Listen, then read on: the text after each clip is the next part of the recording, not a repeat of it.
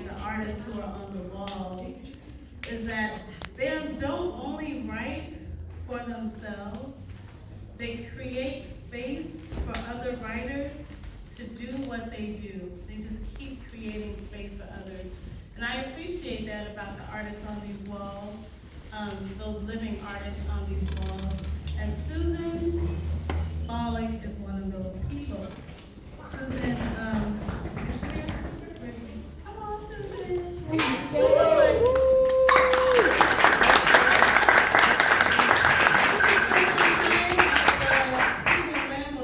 She spent some time at St. Thomas Community College making things happen down there. We appreciate you. Thank you so much for the work that you do. And I'm moving out of your way. Thank you, Lee. Thank you, Felicia. Thank you, Heather. And I echo that I've never been in an exhibit where it is still. So, my parents were born and raised in Paterson, and so I spent a good amount of my childhood in Paterson. My grandma was on Paterson Avenue, took the bus to Meyer Brothers, you know, so then when I came back to work here about, 12 and a half years ago now, it just, felt full circle. So a few years before my dad died, we sat down and he told me his stories, and this is one that I particularly like, how we met my mom and fell in love with my mom. It's called Watching My Parents Dance. I remember my mom and dad dancing at my wedding, he in his black tux, she in a cream-colored gown, beads at the shoulder and neckline, glided on the dance floor like figure skaters. How they fit together in this way, each anticipating the movement of the other after being married for 50 years.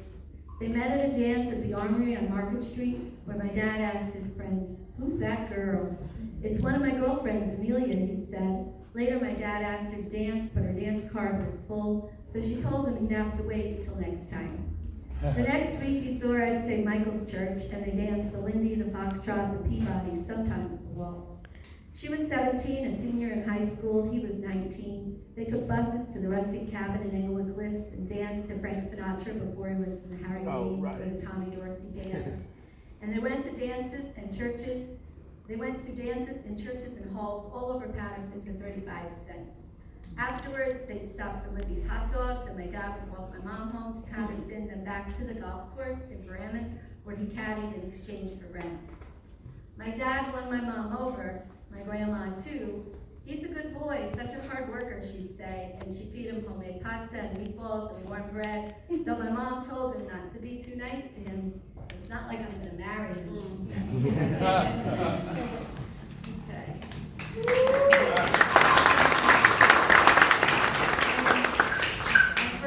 For my grandmother, we spent a lot of time at that house on Paterson Avenue. It's called Rock Climbing on Paterson Avenue.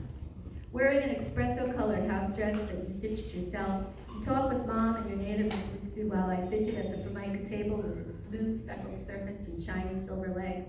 I get up to go outside, but you insist that I wait. Aspetta, you say, and disappear into the walk-in pantry, then reappear with Cheez-It crackers and Stella D'Oro biscuits. I devour the treats, then slip out to the yard to scramble over the rocky slope, no bigger than a sledding gnome, really. Yet as a young girl, it felt like I was climbing Mount Everest.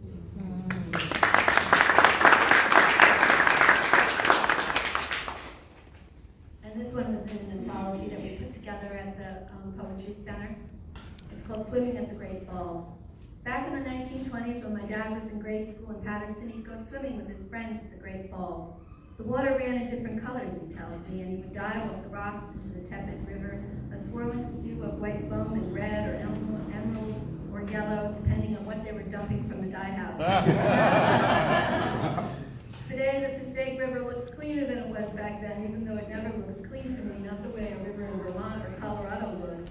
And I don't ever think to swim in it, but I understand the allure the river must have held for my dad and his friends, the adventures they must have had under that towering arc of water, and how amazing it is that he is alive at the age of 95 to tell me about it, and how he remembers the details as if this all happened just recently.